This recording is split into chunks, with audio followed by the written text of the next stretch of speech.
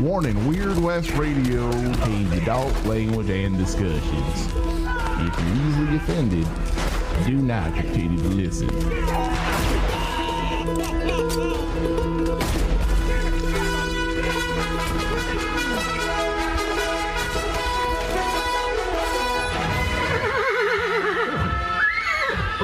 See, in this world, there's two kinds of people, my friend. Those with loaded guns, and those who dig. You dig.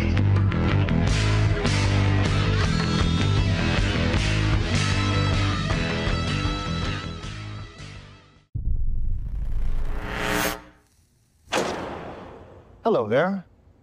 I'm here to show you a wonderful place. The mission of the vaults should be important to everyone. To come up to the surface one day and restart civilization. Practically every person I've met up here has tried to kill me. I'm simply going to harvest your organs. You need to go home. You come from a world of rules, of laws. All right, hello, welcome everyone to Weird West Radio, where we break down, discuss, and review all things considered under the umbrella of the Western genre.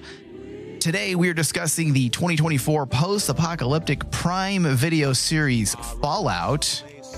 You can find this podcast wherever you listen to podcasts by searching Weird West Radio. I am Michael, your host, and in the studio today with me to discuss Fallout is David. Hello. How's it going, everybody? Mike, I am so excited for this one. You have no idea.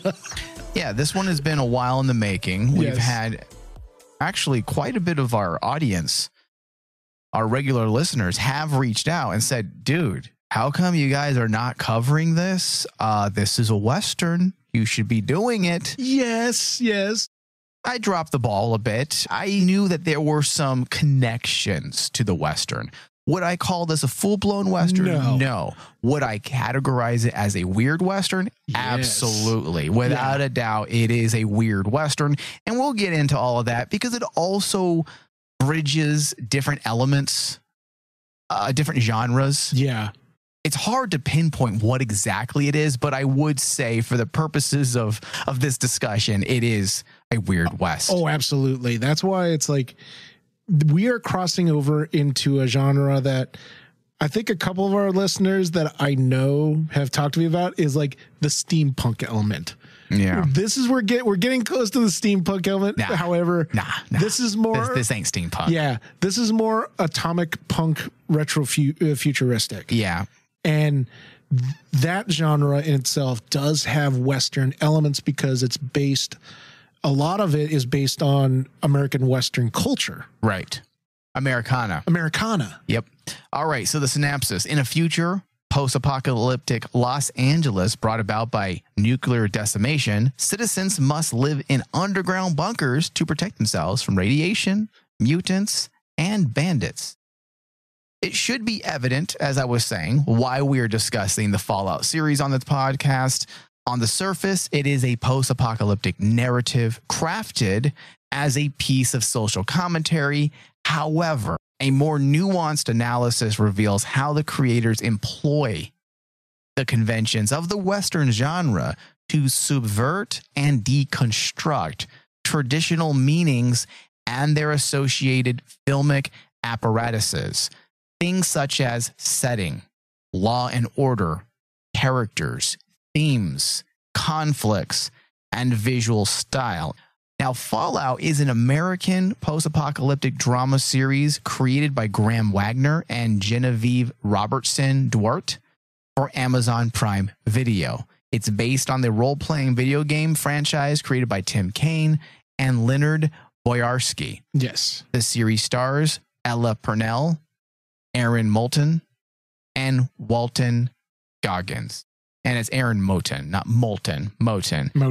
I'm a big fan of Walton Goggins. I probably have watched nearly everything he has done since The Shield. Yes. And especially, oh my God, I just had a brain fart. The last series, Justified.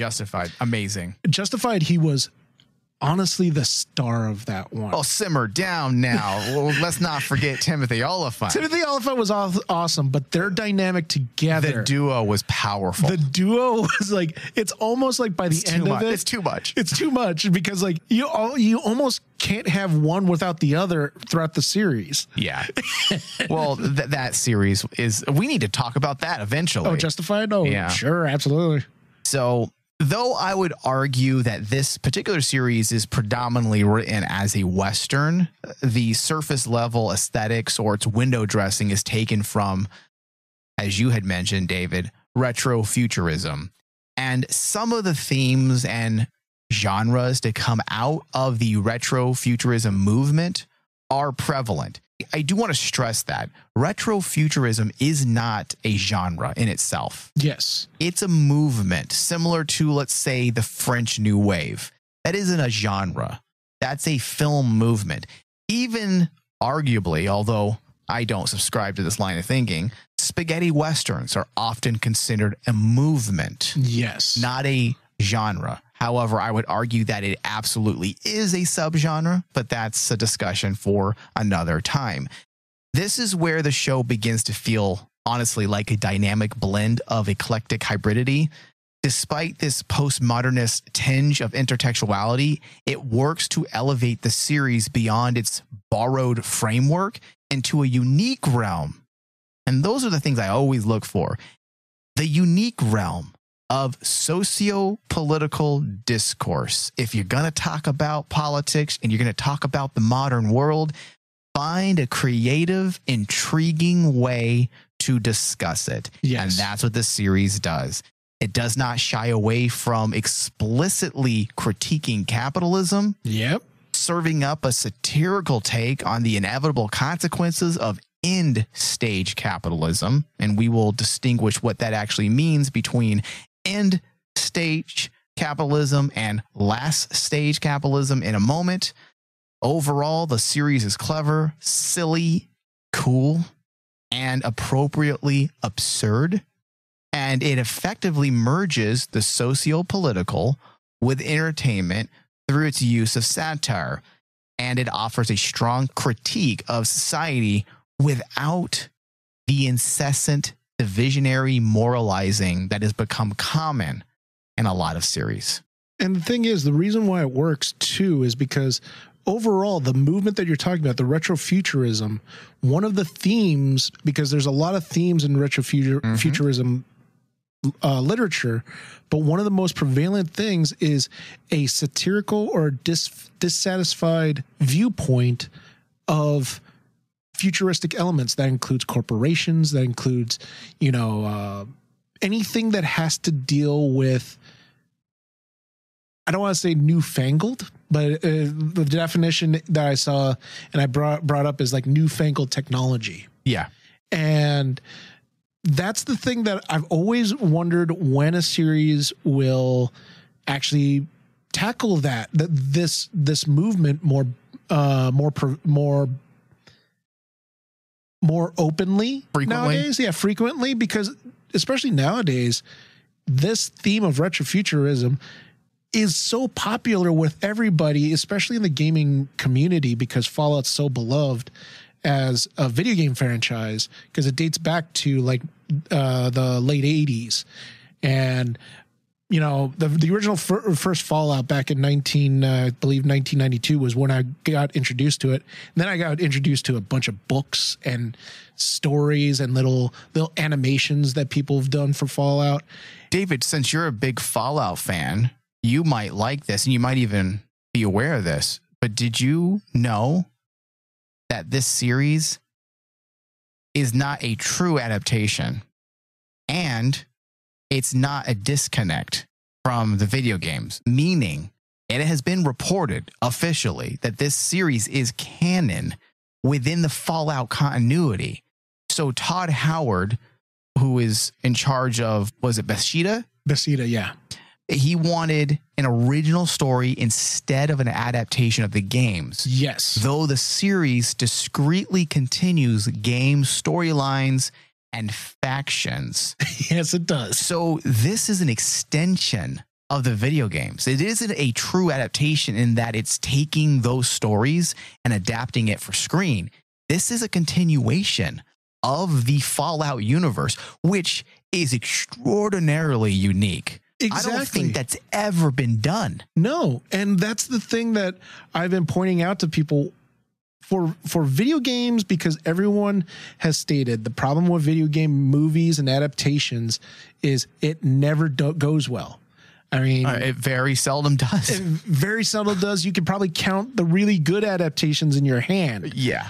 And the genius thing that I was like going, I don't know why no one's ever thought about this, but like when you're dealing with a franchise that has such a vast mythos like Fallout, you don't have to adapt the video games. You can just basically write your own story. Yeah, build it into the world. Build it into the world. And Matt, that's why, I don't know if you saw this report, but when this series had aired or premiered and it was an instant success, the Fallout games saw a resurgence with people buying them. Yeah. So whatever plan they had in the works, it worked to bring Fallout back into the mainstream conversation. It's so scary that basically this past probably year, Fallout has been the one thing that people have been bugged me about, because a lot of my friends know that I'm a big Fallout fan. I've played it for a long time, and they're like asking me, is this actually in the story? And I'm like going, well, kind of. I mean, you could go off into a side quest and basically find this out. And yes, there's multiple things. And people asked, do you trust Vault-Tec? And he said, and every Fallout player worth his salt knows you don't trust Vault-Tec. Now, we say this is canon, but I wasn't a big player of those games. I know Thomas was. Yeah. He did mention that even though this is considered canon, it's taking some liberties, because Vault-Tec, they're not the ones who initiated the atomic war. Atomic war, no.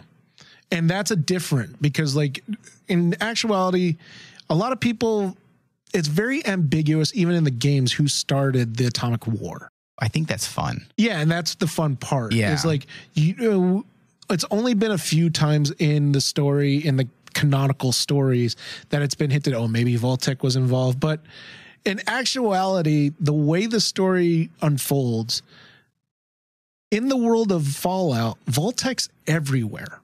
They're everywhere. They are a giant corporation that basically took over everything and got the government to believe into, hey, we have this zany idea of we're going to create these vaults just in case someone gets crazy and decides to drop a bomb on everybody, and everyone will be safe because you can go into these vaults. We'll lock it up, for like, I think it's 100 to 200 years for those people that basically drew the lottery and goes into the vault. Hey, you can live here and survive. You'll be fine in an atomic blast. Now, what they did say is Vault-Tec is like, they're going to sell these to other corporations, and all these vaults are owned by other independently and stuff. You create the product, and then you create the need. Yes. And that is, see, to me, that is the most interesting part about the series, is the commentary on late stage or end stage capitalism. Yes. To where you're so greedy, these corporations, they are so involved in finding new ways to make money that they actually end civilization in order to end competition. And they're fine with it. It's absurd, but in some weird way, it makes sense. And I feel like if this had come out maybe 20 years ago, we would view the series as very cynical. Yes. Like, oh yeah, wow. But now that, we're living in 2024 and we see that everything literally is a brand, everything's branded, everything is content, that we no longer look at this as being cynical. We're like, shit. This is kind of true. This is eerily accurate. Yeah. Yeah, because like I remember someone talking to me about it, and they didn't realize that Fallout as a franchise has been around since the 80s. And they didn't realize, because they were like going, oh, is Vault-Tec supposed to be a stand-in for Disney? And I'm like going, no. Vault-Tec is a stand-in for any corporation. It's any corporation that you could think of. What they do in this film, and I don't want to get into it too much because I don't want there to be complete spoilers for people who want to go and check out what we're talking about. The actions and what Vault-Tec does in order to maintain control, power, and to bring in profit. It's the exact same methods as what corporations do today. It's just a little more heightened. Yeah. For fictional reasons in this story. And I say fictional with air quotes because you can see how this could in fact happen. Maybe not within the immediate future, but in 40, 50 years, absolutely something could happen like what was depicted in the series. Now, David, before we get too far into our discussion, give me your initial thoughts on the series in a nutshell. In a nutshell, I was actually very skeptical of Fallout because I've been bitten by the bug as a fan of video game IPs that get turned into adaptations. And I have to say, at first, it's a slow progress with the series, but overall, I am very happy how the series turned out because they did justice to it by not adapting straight from the video game. Because to me, the one thing I've always felt, and this is something that Todd Howard said in an interview, why are we going to adapt our video games verbatim into a movie or a television product? If you want to play that story, go play the video game. Instead, give me something unique. Give a unique take on it, a different story that basically new fans can generate around. So use the universe itself. Use the universe as itself. It has been created. Yeah. To adapt a new original story that relies on what came before. What came before. Almost like a sequel to the video games. Yeah. Yeah. And like that's kind of cool. Because if you think about it, yeah, if I want to actually see the adapted Fallout, the original game, I'm going to tell people go play the game. This is kind of like the plan they had for Dark Tower. It didn't work out very well. The Dark Tower film, the director wanted to do something like this. He wanted to act as if the world, the Dark Tower books already exist, yes. which they do. But he wants the content of those books to exist in a film world. And that the movie he made was simply an extension of those stories that have already taken place. Yeah, but see, his mistake was everything. But it was like his mistake was actually using characters from the books. If he didn't use the gunslinger, if he didn't use, I can't remember the kid's name. That's the main character, Jake. Yeah, he could have actually done it. Right. Because that's what Fallout did. They created these characters, brand new characters that all they had to do was create characters that were interesting too, that were equivalent to the characters that we as Fallout fans are used to. I mean, Walton Goggins' character, I am amazed how popular that character got just within one season. And he's not the main character. He should be. He should be, but it seems like he's not the main character. It seems like they're gearing up for a more nuanced second season. It feels like the first season was designed to give the viewer the general layout of the land, because the way it ended, you see that the story, the emotional narrative, the drive is 100% connected to the ghoul, to Walton Goggins' character. To Cooper. Yeah. But like also with the thing I really do like too, the What's characters, his name? Howard Cooper? Cooper Howard. Cooper Howard. Yeah. But like the characters themselves too are perfectly I use this term loosely, stereotype characters of Fallout. Like Lucy, Ellie Purnell's character, Lucy. Fallout archetypes. Yeah, they're Fallout archetypes because like Lucy is like the perfect vault dweller. And yes, in a Fallout franchise, you have to actually have at least some connection to the vault dwellers. She's also perfect looking as well. Yeah, not gonna lie. Not gonna lie, but I like how they portray Ella, because Ella Purnell's character Lucy, because she is the atypical, what you would expect from the video games. You know, that naive person who, wow, this is new. I have no idea what this world is like. Is it like what, like the 1950s Leave It to Beaver mentality? Yes, yeah, it's the Leave It to Beaver mentality. Americana. That's part of the retro futuristic. Yeah, American genre. innocence. Yeah, The American innocence, the naivete of like, you know, one of the satirical themes is the fact that it's American naivete that allows capitalism and those corporations to gain the upper hand. Yeah. So, David, for context, the series depicts, and this was never made clear in the show, but I don't feel like you needed to know this, but here's some background. The series depicts the aftermath of the Great War of 2077, an apocalyptic nuclear exchange between the United States and China in an alternate history of Earth where advances in nuclear technology after World War II led to the emergence of a retro-futuristic society and a subsequent resource war. In the series now, more than 200 years later, or 200 years have passed, and it is now 2096. A young woman named Lucy, as you were talking about, leaves behind her home in Vault 33, which is an underground safe place. Just keep it simple. To venture out into the dangerously unforgiving wasteland of a devastated Los Angeles to look for her father. Along the way, she meets a Brotherhood of Steel squire and a legendary ghoul bounty hunter, which is Cooper Howard, each having their own mysterious past and agendas to settle. And that's really when the show comes together. That was the problem I also had, David. You had mentioned a few moments ago that you had a problem with the opening. And everyone on this network I've spoken to about this series have all said the exact same thing. Yeah. And we have all said it at different times. So it's not like group thought. I also struggled. I almost did not watch past the second episode. I'm like, I don't know what I'm watching. Why is this so fucking absurd and bizarre? There wasn't a lot of context. You didn't understand why there was a war, what world we are in.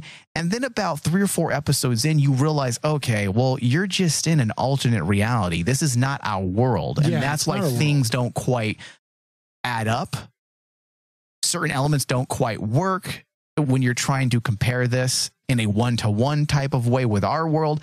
And once I got past that, then I suddenly realized, okay, you know what? Let me just see what this series has to offer in its original concept and premise of this alternate history. And after I got into, I think episode 4, maybe episode 3 is when I actually got into the series and I had that aha moment, the epiphany. I was like, okay, now I get why everyone likes this. Yes. This is really good, but it does take time. You have to give it at least 2 or 3 episodes before it takes, in my opinion. So if people out there are listening and they struggle, like, well, I tried to watch 1 episode, give it a shot. Oh no, absolutely. Because like I even heard from people who did watch parties that they couldn't last 1 episode because they were so confused. And that's why a lot of my friends were inundating me with questions. What the heck is this? What is this? I was one of those people. I was like, David, what the fuck's happening? And I was like going, I kept telling people, you have to watch the whole thing. Just get past 3 episodes. And as soon as you get through that, you guys will understand what's going on, because one of the key concepts of, and I think that the problem was the first 4 episodes, which is what I watched from the very beginning. Yeah. And well, they released 3, right? At all. I watched, because that's Amazon's new thing. Yeah, I watched 3 or 4. They released 3 episodes all at once. Yeah. And then the rest of them are weekly, I believe. Yeah. And then so I watched the whole thing in totality when it first came out. And one of my criticisms was like, man, this is really written for the people who are fans of Fallout. Like, fans will love this. Why is that a criticism? Because you didn't think other people would connect? Yes. Okay. Because like because by episode 3, I started seeing it, like even like people who were watching it with me were like going, what's this? What is going on here? What's this all about? I'm like going, you guys got to wait, because like we have to give the time for the vault dweller to get the fuck out of the vault. At that point, everything else is going to be explained, because that's how the games are. See, David, that's the problem I have. And again, it's probably my own expectations. I do not believe it was the fault of the writers. I just had this mindset, because the way the first episode was written for the initial 15, 20 minutes, I had assumed, oh, okay, this is a series that takes place underground in a vault, and we're going to slowly find out what happened. We know a nuclear blast went off because we had that opening scene with Howard Cooper. Yes. And I figured we would eventually get to that and explain it. But then when we immediately went to other scenes, and now we're above the ground. I was a little put off. I'm like, well, where's the mystery then? And how are people alive on the surface after a major nuclear war? None of this makes sense to me. Yeah, because essentially Ella's character, Lucy, is the one that's going to be explaining everything, and she has to be the one to go out of the vault. Right. That's when I started understanding what they were doing. I still stand by the fact that they made a mistake by taking us immediately to those other characters. Yes. I feel like that first episode would have been way stronger if they did maintain a little mystery. Start the episode out the way you did, with Walton Goggins' character, Cooper Howard, witnessing the destruction of Los Angeles. But then we go to Lucy's scenes in the vault. And the whole first episode should have stayed there with Lucy. And then it becomes more interesting and intriguing when we realize, moving into the second episode, we are going to join Lucy on her quest above ground. When she leaves the vault, everything would have been way more effective moving into that second episode.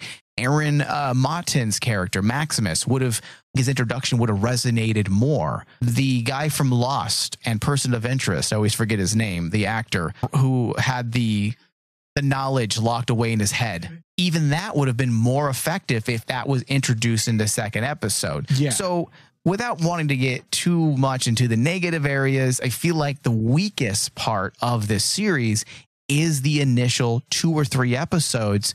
But I will be completely honest, after that point, the entire series becomes one of the best series I've watched in the last year. Oh, yeah. New series I've watched in the last year. That's why I was telling people, is like, I've learned from Fallout that, especially with something as high concept as what they're dealing with, this is a type of series where you have to watch it to the very end, because you're not going to get the totality of like how this type of storytelling or this type of genre feels till you see the whole story starting to unfold. It's going to be slow, because I do feel that they had to explain. David, would you say it's slow? Because, okay, let's qualify that a bit more. So pacing is what I think of when I hear slow. I don't feel like the pacing was an issue. No. So when you're saying slow, you're talking about the disbursement of all those scenes. So the dissemination of facts. Yes. If they actually it's probably editing. The editing in itself, when you see it as it was edited, if it was edited as a actual television show, instead of trying to pay homage to the video game, the first 4 episodes, I think, or the first 3 episodes would have been actually received better than it was when it first got initially released. Yeah. You know what the good thing is that we'll never have to live through that again. Yes. If the series managed to completely find itself by, let's say, episode 3 or 4, we know that we're never going to have this issue again. Yeah. And that's why I was happy how strong they came out after episode 3 for me. The way the series closed was, I was not upset because it sucked. I was like, oh, fuck, it's over already.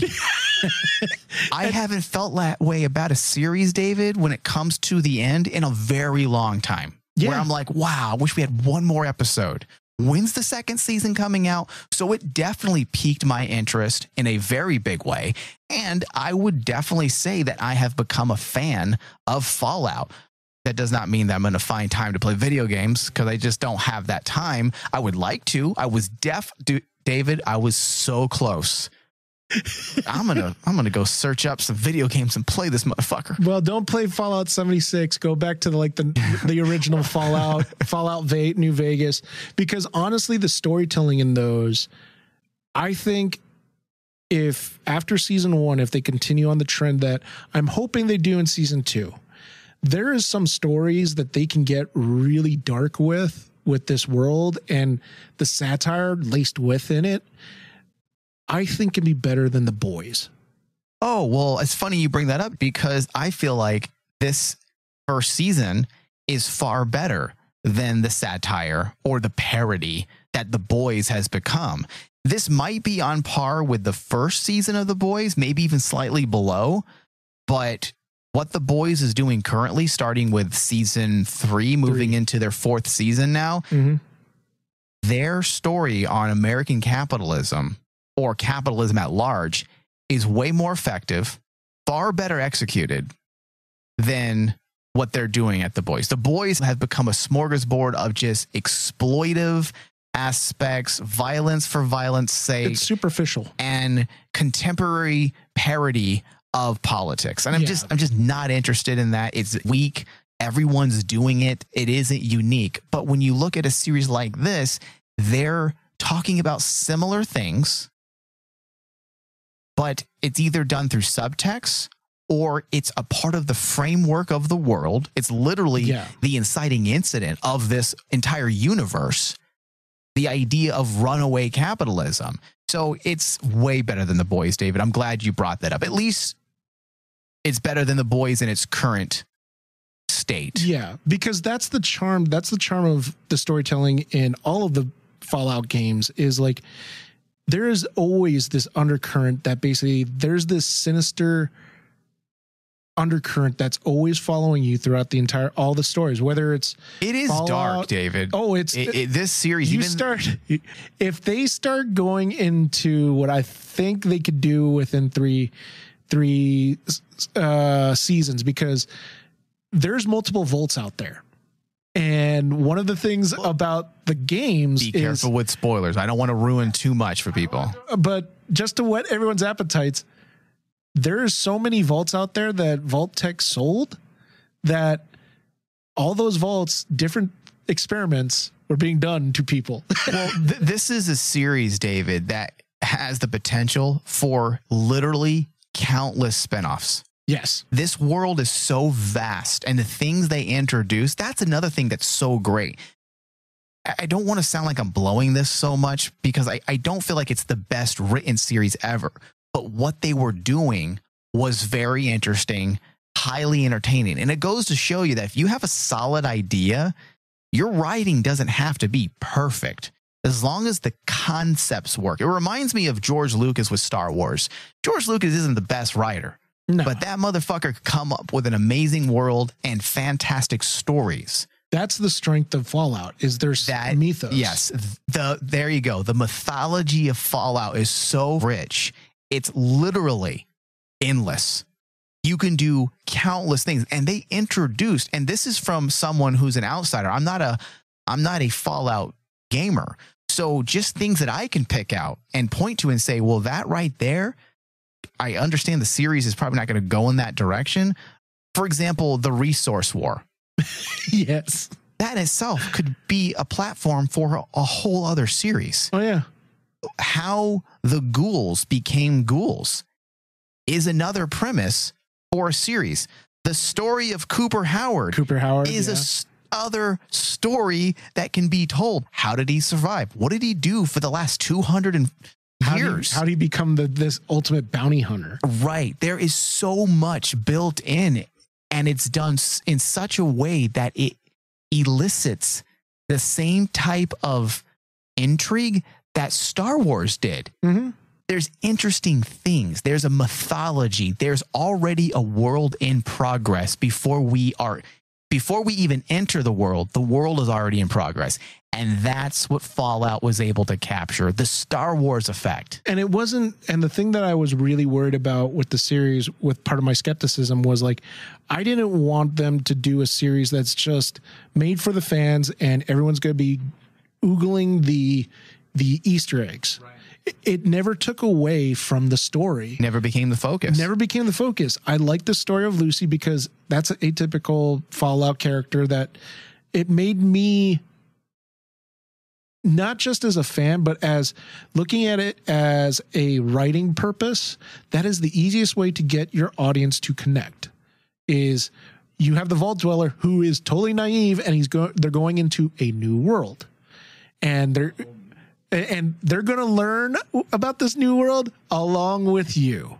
And that's the genius about like what they did was like, okay, don't worry, we're going to use these Easter eggs and lace them in.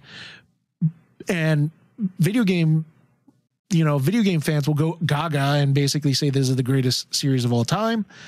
But for you guys who are not of that ilk and just want to watch a good story, we're not going to bombard you with things that you don't need to know.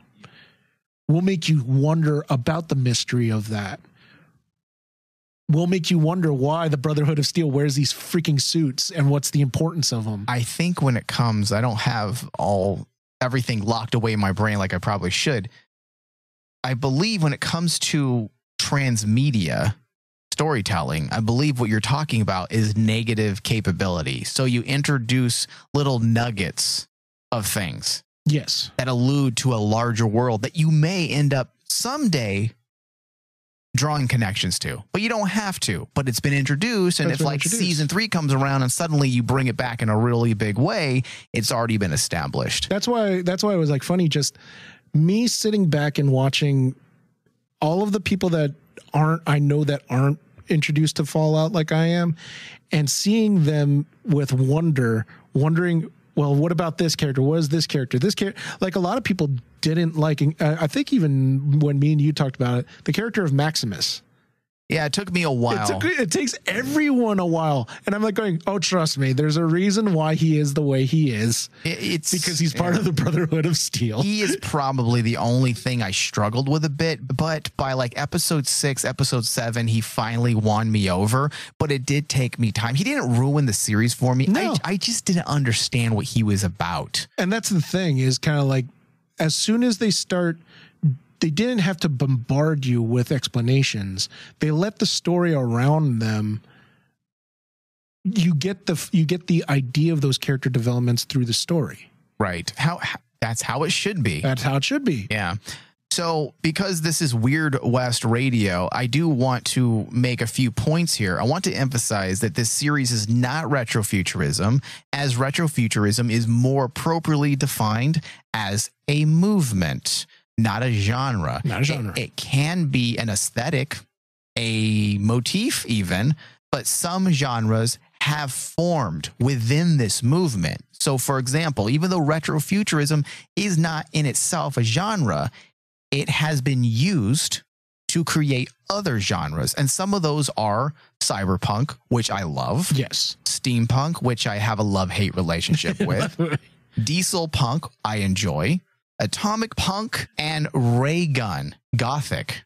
Yes. Each referring to a technology from a specific time period.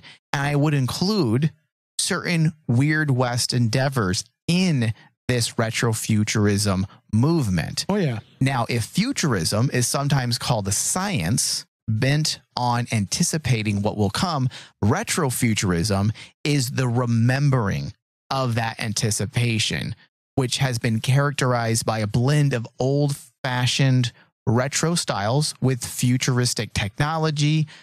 Retrofuturism often explores themes of tension between past and future, and between the alienating and empowering effects of technology, which, in a nutshell, that kind of sounds like Fallout. Yeah. So, all right. So the series at large is something I would consider a success. Mm-hmm. I was hesitant to watch, as I had said at first, because Jonathan Nolan and Lisa Joy's involvement. Yeah, that's sad because both of them are highly talented, but primarily I was hesitant due to their last series, Westworld, which we all know completely fell off the rails. It just fell apart by the end of its run. While I'm a fan of Nolan's work, Westworld left a bad taste in my mouth. Other work that Nolan has done, Person of Interest, which is amazing, with Jim Caviezel. So Nolan is a capable writer. And of course, we know that this guy is Christopher Nolan's brother. Mm-hmm. And Jonathan Nolan has written much of Christopher Nolan's work. So the dude knows how to write his ass off. But I was hesitant just because the second and third season of Westworld, in my opinion, was so bad. It was rough. The first season was fucking amazing. Well, the problem with Westworld is the thing that I'm worried Fallout's gonna fall into. Don't say it. Because there's so much confusion from a lot of the audience, and the audience loved Westworld, but the one thing that they say is like, man, it's really confusing and hard to figure out. But they not in a Westworld way. You know about Westworld? Is that what you're talking about? Yes, Westworld. Yeah. But then they dummied down Westworld because they took away a lot of the philosophical and intellectual commentary. Yeah, the commentary. Yes. Because they felt like, well, we don't want to lose our audience. And they dumbed it down. And watered down their narrative, and it was bad. Fallout, I'm worried. That's one of my skepticisms for next season. But I'm willing to actually, again, they gave us a good season start off. So yeah, I'm very willing to tell people, go give this series a try. We'll see what happens in season 2.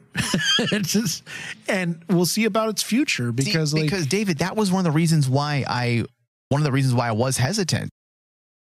You know, if it wasn't for the listeners urging me, I probably would never have watched this. So I did end up checking it out. I just didn't know what to expect. I think ultimately that's what it was. I don't want to say it's written beautifully and I was the one in error. I don't believe that. I feel like there were problems.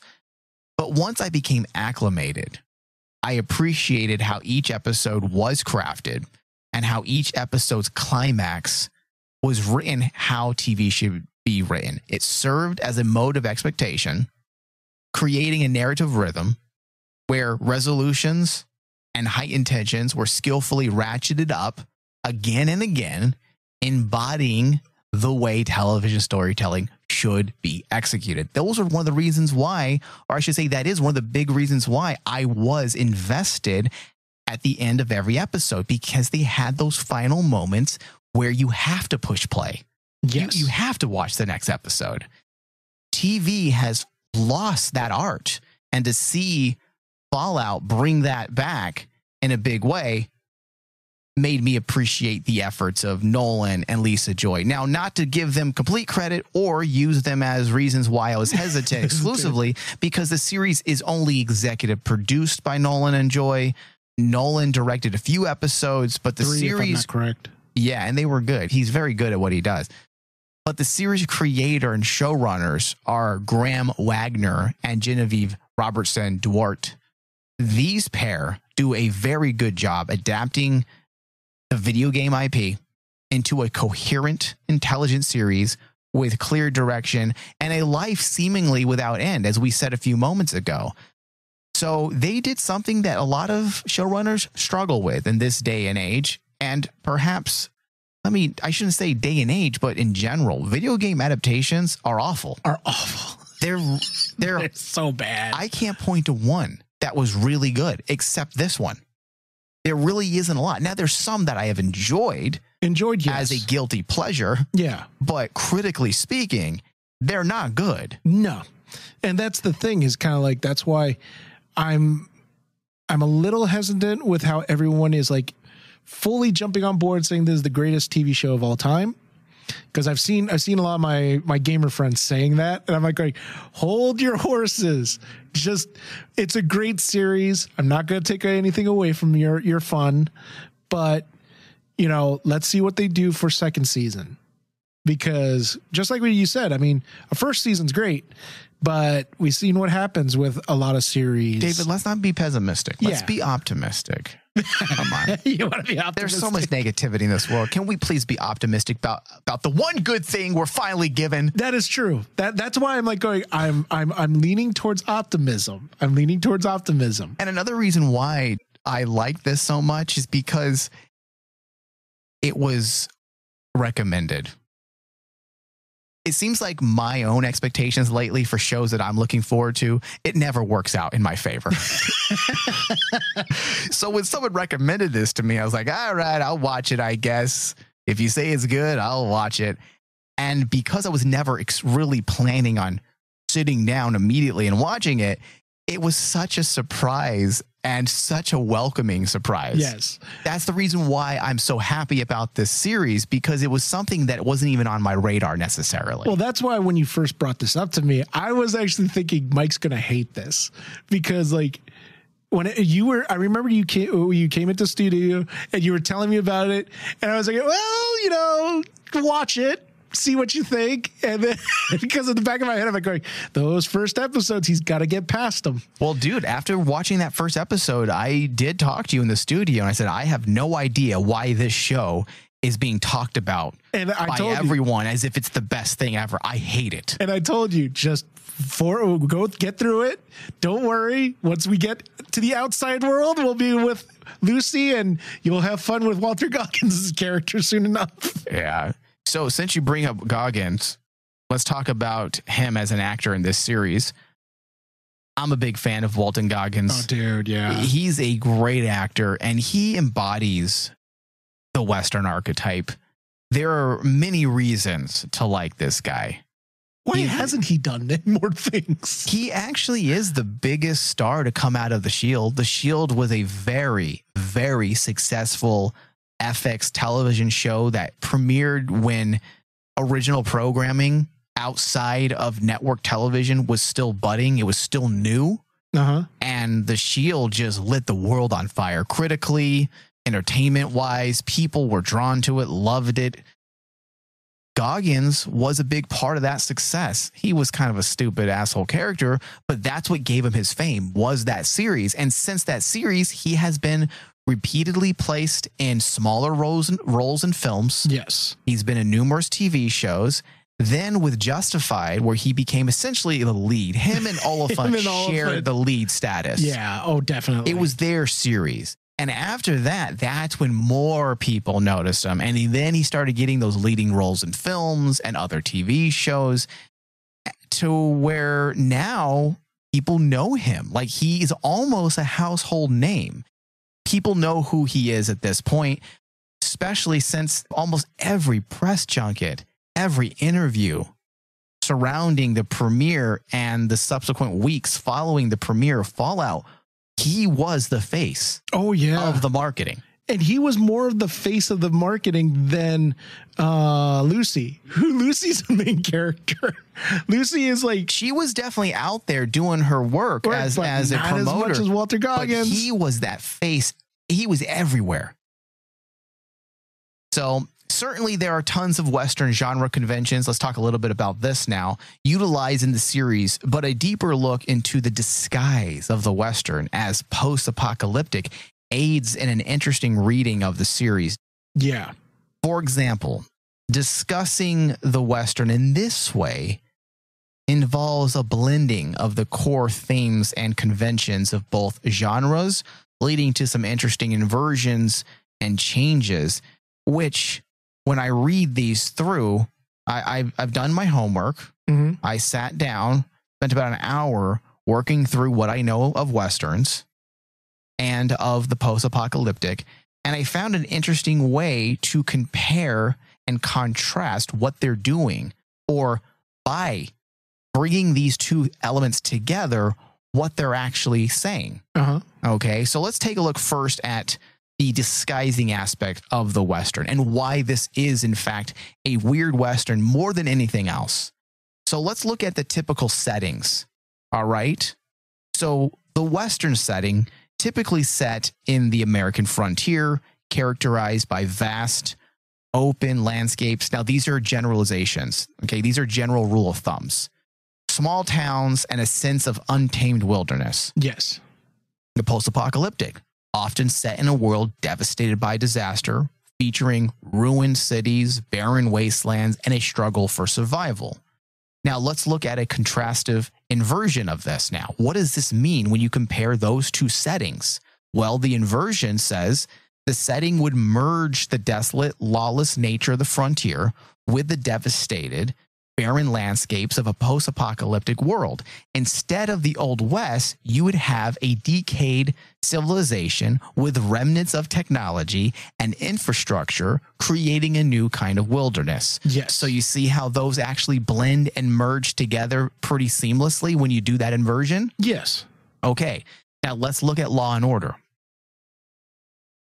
For the Western, typically focuses on the establishment or breakdown of law and order, with sheriffs, outlaws, and vigilantes playing central roles. Yes.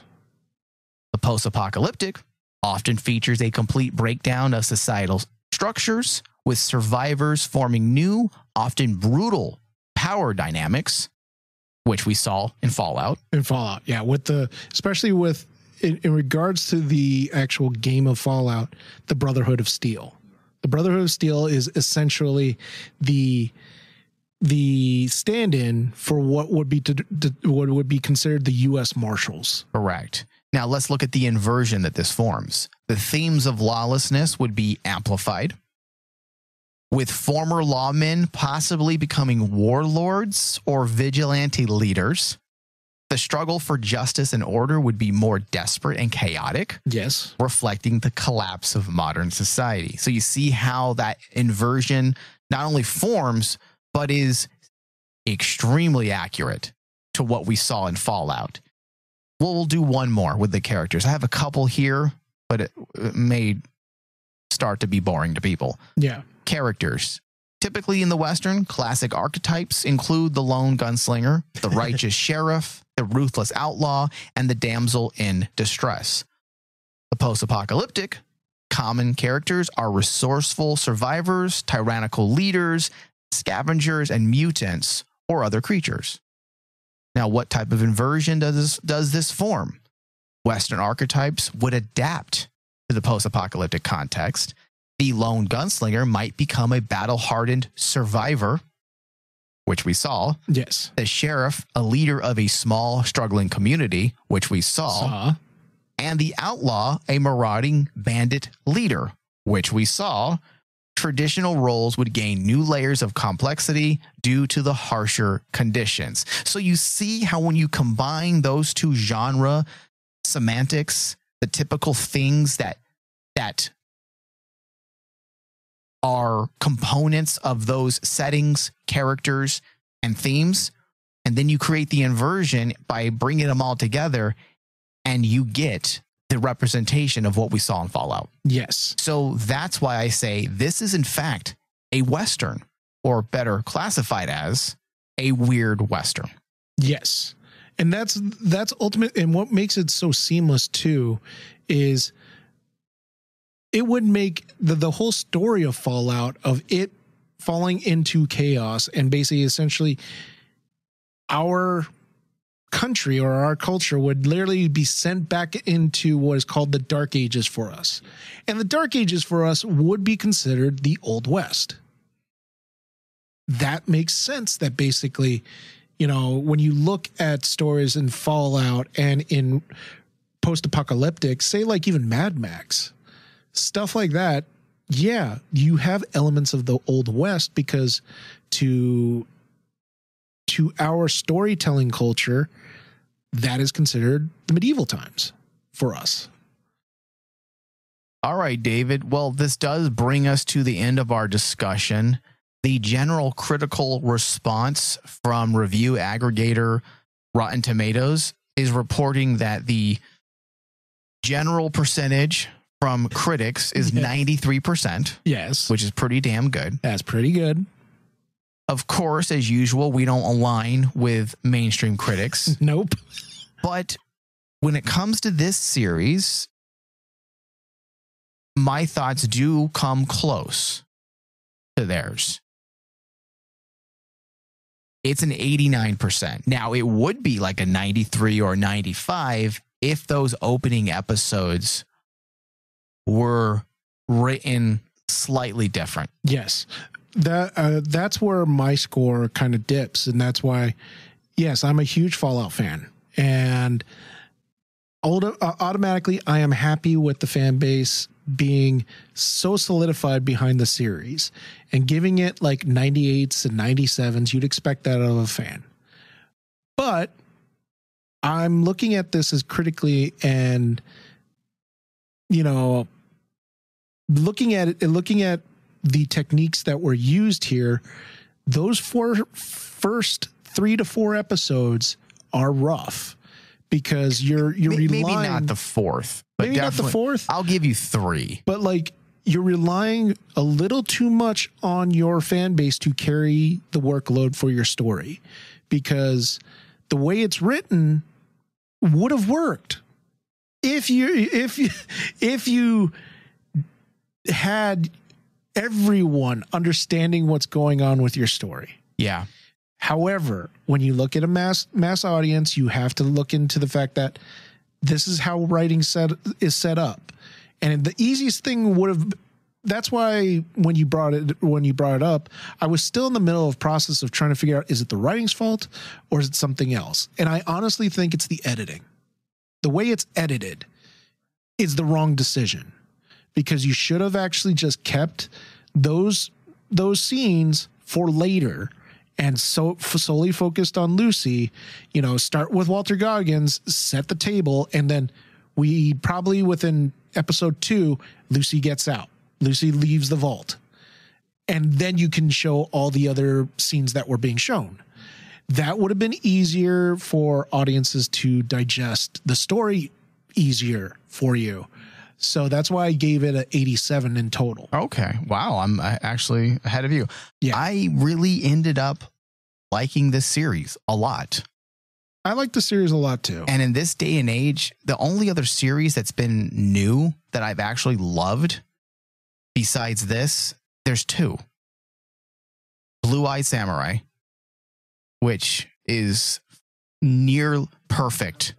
It's the first near perfect series I've watched in years. And this is probably my second new series that I've watched within the last year, for sure.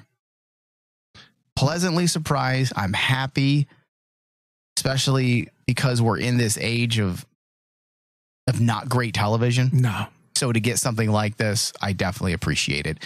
All right. Thank you, everyone, for listening to our discussions. If you are new to our show, you can find us pretty much wherever you listen to podcasts. Just search Weird West Radio or Critique Revolve.